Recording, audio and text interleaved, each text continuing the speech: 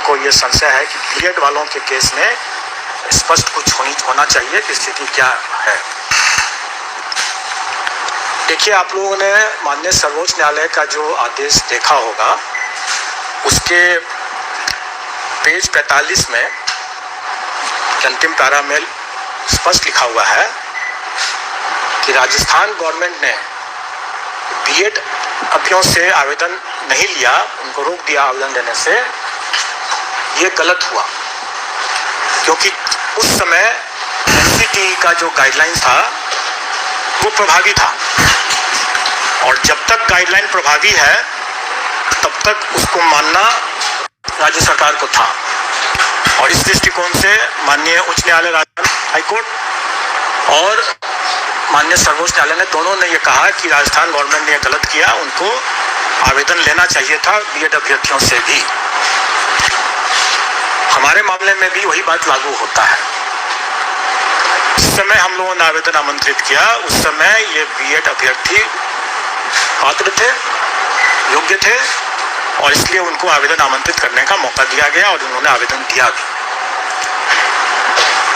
उसी में आगे माननीय सर्वोच्च न्यायालय ने यह भी आदेश दिया है कि ये एक एस्टैब्लिश प्रैक्टिस है, सेट प्रिंसिपल्स ऑफ लॉ है कि कोई भी वैधानिक संस्था द्वारा कोई एक विधिवत कोई एक आदेश निर्गत होता है तो वो तब तक प्रभावी होता है जब तक कि वो रद्द नहीं हो जाए किसी कोर्ट के आदेश से या किसी अन्यथा। तो इसका मतलब यह हुआ कि 11 तारीख के पहले वो आदेश प्रभावी का, और उसमें जो भी अधिकार उस सर्कुलर के बेसिस पर जो भी अधिकार लोगों को मिला वो अधिकार सुरक्षित है, वो उसमें कोई रुकावट नहीं है। तो इसका मतलब यह हुआ कि जो लोग नौकरी पा लिए पहले से, उनकी नौकरी भी सुरक्षित है। जिन लोगों ने एग्जाम में अपीयर होने का अधिकार प्राप्त कर लिया, उनका वो अधिकार भी सुरक्षित है। तो इसका मतलब यह हुआ कि बीएड के अभ्यर्थी जो हैं वो बेशक एग्जाम में अपीयर हो सकते हैं क्योंकि उनका यह अधिकार सुरक्षित हो चुका है।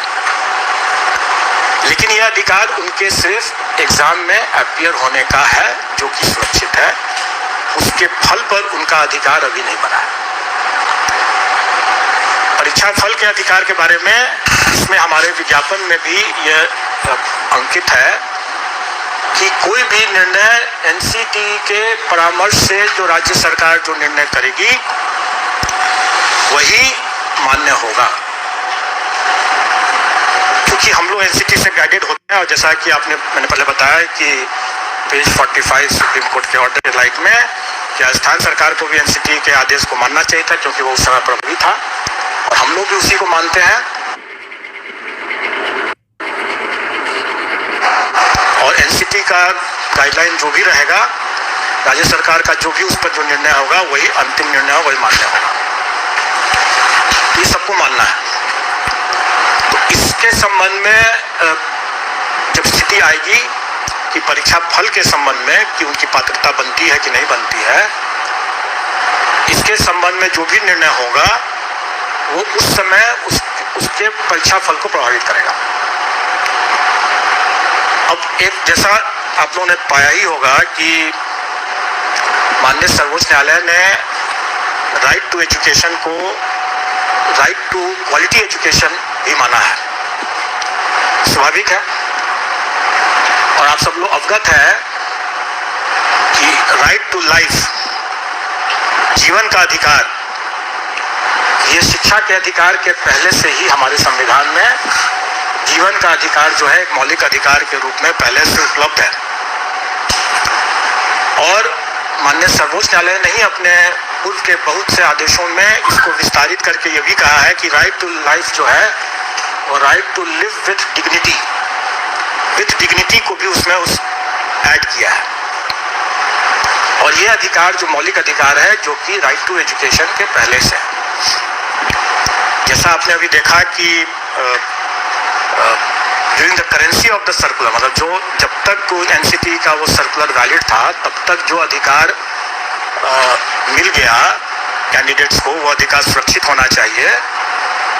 मेरा ये व्यक्तिगत ओपिनियन है, अभिमत है कि जीवन का अधिकार जो उन्हें मिला कि हम बीएड करके ब्रिज कोर्स के रास्ते से हम अपने इस अधिकार का पालन कर पाएंगे, इसकी पूर्ति कर पाएंगे, अपना आजीविका अर्जित कर पाएंगे। ये अधिकार जो मुझे मिला, ये अधिकार वर्तमान में शायद उसका हनन हो जा रहा है। तो अगर कोई अभ्यर्थी, मैं नहीं जानता हूं कि वो कितना सही है कि नहीं है सही है, लेकिन अगर कोई अभ्यर्थी अगर इन सब बिंदुओं को या अपने विधि परामर्श लेकर के अगर अपना कोई दावा या पुनर्याचिका अगर माननीय सर्वोच्च न्यायालय में दायर करते हैं, तो हमें उसके फलाफल के लिए प्रतीक्षा करना पड़ेगा और उसके फलाफल से ही प्रभावित होगा उनका परीक्षाफल। तो इसका मतलब यह हुआ कि अभ्यर्थी क्या अपना लीगल रिकॉर्ड्स लेते हैं, क्या एनसीटी आदेश करती है या क्या राज्य सरकार अध्यादेश वगैरह वगैरह जो भी लेकर के आती है, उससे उसका परीक्षाफल प्रभावित हो सकता है और हम उसका बिल्कुल अनुपालन करेंगे। अब तक ये प्रश्न आप लोगों के मन में जरूर उठता होगा कि जब इतना संशय है तो फिर अभी परीक्षा को क्यों नहीं टाल दिया जाए। स्वाभाविक है, ये सबके मन में ये सवाल उठेगा और इसका उत्तर भी माननीय सर्वोच्च न्यायालय के इसी आदेश में छुपा हुआ है। माननीय सर्वोच्च न्यायालय ने ये अपने पेज 35 से 36 में ये कहा कि जब आपके पास में डिप्लोमाधारी पर्याप्त संख्या में उपलब्ध थे तो आपको बीएड के साथ, ब्रिज कोर्स के साथ उसको अलाउ करने का कोई औचित्य नहीं था। ये साफ साफ उसमें लिखा हुआ है कि और इसी कारण से भी यह रद्द हुआ है, क्योंकि आपको याद होगा, जानकारी होगी कि केवीएस ने शिक्षकों की कमी के कारण से यह प्रस्ताव किया था, यह अनुरोध किया था, जिसको एनसीटी ने मान लिया। लेकिन राजस्थान के मामले में सुप्रीम कोर्ट की तीखी टिप्पणी है कि जब आपके पास में वहां पर पर्याप्त संख्या में अभ्यर्थी मौजूद थे डिप्लोमाधारी, तब फिर ये ब्रिज कोर्स करके बीएड को शामिल करने का क्या औचित्य है।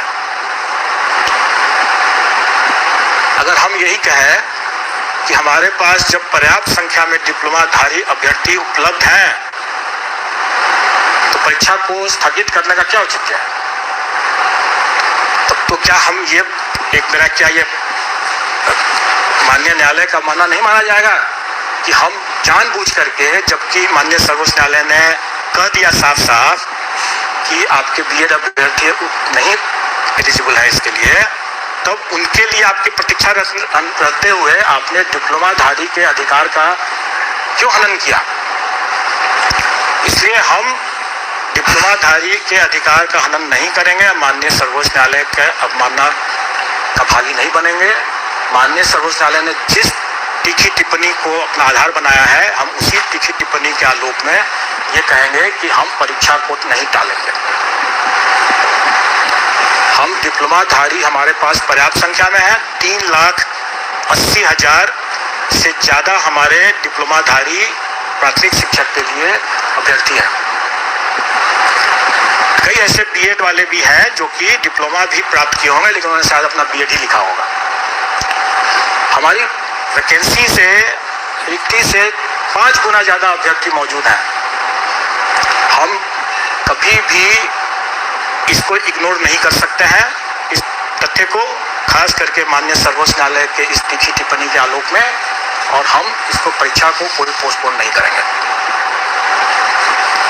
तो ये तो बहुत स्पष्ट बात हो गई और मैंने बता दिया कि बीएड अभ्यर्थी भी भाग ले सकते हैं क्योंकि ये उनका अधिकार सुरक्षित हो चुका था, लेकिन उनका परीक्षा फल प्रभावित होगा उनके खुद अपने लीगल रिकॉर्ड्स को देखते हुए कि वो क्या पुनर्विचार याचिका दायर करते हैं या नहीं करते हैं, या एनसीटी या राज्य सरकार क्या निर्णय लेती है। और और जैसा मैंने भी बताया कि ये निर्णय कि वो पात्र है या नहीं पात्र है, ये हम डॉक्यूमेंट वेरिफिकेशन के समय करते हैं। उसके पहले हम मान के चलते हैं कि जो भी उन्होंने दावा किया है वो सही है और हम उसके हिसाब से अपना मेरिट लिस्ट बनाते हैं। लेकिन रिजल्ट हम स्वाभाविक है, रिजल्ट हम तभी डिक्लेयर करेंगे जब वो पात्र होंगे। अगर वो पात्र नहीं होंगे तो हम उनका रिजल्ट डिक्लेयर नहीं करेंगे और वैसी स्थिति में उनका एक चांस व्यतीत नहीं माना जाएगा, क्योंकि ये भी संशय था लोगों के मन में कि अगर हम एग्जाम दे देते हैं और मेरा एक चांस बेकार चला जाएगा, मेरा रिजल्ट नहीं देंगे। जब हम रिजल्ट ही नहीं देंगे तो हम उनका एक चांस भी नहीं मानेंगे। लेकिन ये तब की स्थिति में है जबकि उनको कोई संशय रहता है, जैसे मुझे भी अभी संशय है कि पात्र हैं कि नहीं है, या क्या वो लीगल रिकॉर्ड्स करते हैं। लेकिन अगर ये क्लियर अगर हो जाता है और उसके बावजूद जानते बूझते अगर वो अपीयर होते हैं, तब उसको हम उनके चांस को व्यतीत मानेंगे। जैसे कि हम लोगों ने अपीयरिंग कैंडिडेट्स के लिए, जैसे सीटेट अपीयरिंग कैंडिडेट्स के लिए या बीएड अपीयरिंग कैंडिडेट्स के लिए कोई भी परीक्षा में जो हम अनुमति दे रहे हैं, तो भली भांति जानते हैं कि वो अपना एक चांस को एग्जॉस्ट कर रहे हैं, चाहे वो सीटेट क्वालिफाई करते हैं या नहीं करते हैं, वो अपने एक चांस को व्यतीत करते हैं, क्योंकि भली भांति वो जानते बूझते वो अपीयर हो रहे हैं, इसलिए उनका चांस व्यतीत माना जाएगा। लेकिन इस पर्टिकुलर मामले में, बीएड के मामले में अगर संशय बना रहता है और अगर हम उनका परीक्षा फल नहीं घोषित करते हैं, रोक के रखते हैं, तो उनका चांस भी व्यतीत नहीं माना जाएगा और उनका 3 चांस, हर परीक्षा के लिए 3 चांस सुरक्षित रहेगा। ये तो अब मैंने जो बता दिया, जो आए दिन लोग तरह तरह के अटकलबाजी लगाते हैं और एक तरह से जो अभ्यर्थियों के शुभचिंतक हैं वो बेसिकली रक्षा में हत्या कर रहे हैं, क्योंकि जो उनका मन अगर विचलित है तो परीक्षा में कैसे पढ़ेंगे, स्वाभाविक है। आए दिन हम लोगों के पास में यह भी एक अनुरोध आते रहा है कि भाई ये पहली बार ये परीक्षा हो रही है, इसके क्वेश्चन के पैटर्न, इसके स्टैंडर्ड्स, इन सब चीज़ों का कोई पूर्वोदाहरण नहीं उपलब्ध है, तो हम तैयारी करने में थोड़ी कठिनाई हो रही है, इसलिए इसमें से नेगेटिव मार्किंग को हटा दिया गया। इस पर सरकार का भी अनुरोध है और कमीशन ने इस पर विचार करते हुए इस बार के लिए नेगेटिव मार्किंग को हटा दिया है। तो चूँकि हमारे क्वेश्चन पेपर्स पहले से मुद्रित हो चुके हैं, उसमें लिखा हुआ होगा कि नेगेटिव मार्किंग भी है, लेकिन अभी तक हम लोगों ने, चूँकि इसी उहापोह की स्थिति बनी हुई थी हमारे यहाँ भी कि इसमें नेगेटिव मार्किंग रखा जाए कि नहीं रखा जाए, इसलिए हमने अभी तक बताया भी नहीं था कि कितना नेगेटिव मार्किंग होगा। तो हमारे कमीशन ने विचारपूर्वक निर्णय लिया है कि नेगेटिव मार्किंग इस बार की परीक्षा में पूर्वोदाहरण या दृष्टांत नहीं बनने के शर्त पर इसको इस बार के लिए हटाया गया है। इस बार नेगेटिव मार्किंग नहीं रहेगा। दूसरा, इस बार हम लोगों ने परीक्षा के लिए कई व्यापक व्यवस्था किया है, कदाचार मुक्त परीक्षा हो सके, इसके लिए हम लोगों ने बहुत व्यापक व्यवस्था किया है, बायोमेट्रिक का भी, कैमरा का भी और ऑब्जर्वर्स का भी।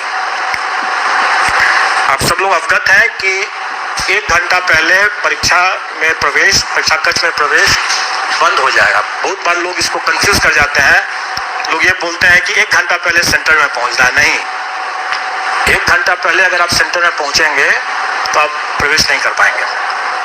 आपको 1 घंटा से अधिक, मतलब 2.5 घंटा से लेकर के 1 घंटा पहले तक में आपको प्रवेश मिल सकता है। आपको उसी के हिसाब से वहाँ पहुँच जाना है और 1 घंटा पहले बंद हो जाएगा प्रवेश। और इस बार कैमरा भी लगा रहेगा, गेट पर भी, कक्ष में भी। तो इसलिए इसका कोई उल्लंघन न करे, ये सब कैमरा के नज़र में रहेगा। हम लोगों ने अपनी पुरानी व्यवस्था के हिसाब से अनसील करना, मतलब कि क्वेश्चन पर का जो बॉक्स है वो सीधे पहुंचेगा परीक्षा कक्ष में और अभ्यर्थियों के समक्ष खुलेगा। लेकिन स्वाभाविक है कि वो बॉक्स जो होगा वो एक ही कक्ष में पहुंच पाएगा और वहां से उसके अंदर से सील पैकेट निकलेगा और फिर वो बड़ा बयान बीपीएससी के चेयरमैन अतुल प्रसाद की तरफ से।